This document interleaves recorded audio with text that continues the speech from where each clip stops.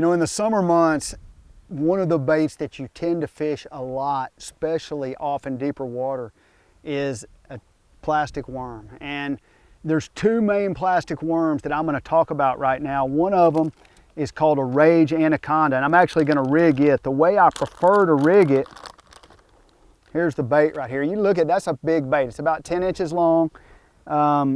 I'm going to rig this actually Texas rig. And when I say Texas rig, the sinker is actually going to butt up right up on the bait. And so when I rig it, you basically get in line on the bait. You go in about a ½ inch, pull the worm up over the hook,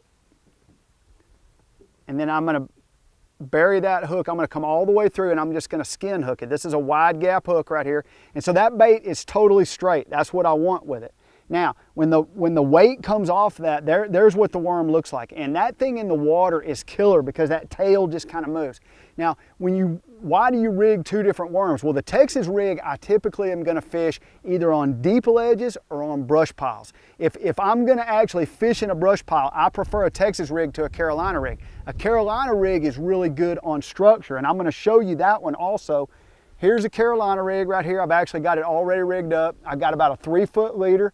This is a tour grade tungsten. It's a 1 ounce weight. I've got a glass bead on it with a swivel.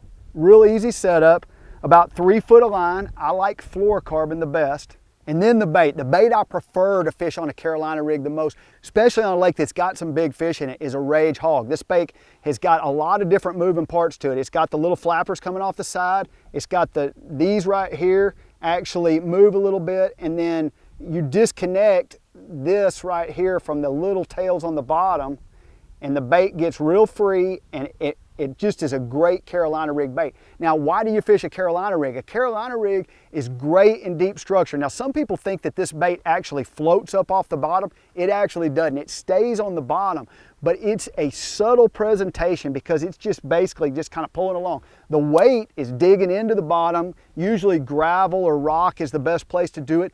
Big flats is a great place. When the cover's more spread out, a Carolina rig works really well. Just one rough spot out there, and the only way I seem to get a bite on it is with a Carolina rig. I have thrown everything else. Both kinds of worms can catch really big fish. They always do catch big fish, but it just depends on the situation. You got a brush pile, you got a bunch of rock, maybe you throw a Texas rig. You got more scattered cover, go with a Carolina rig. Both of them can catch big fish.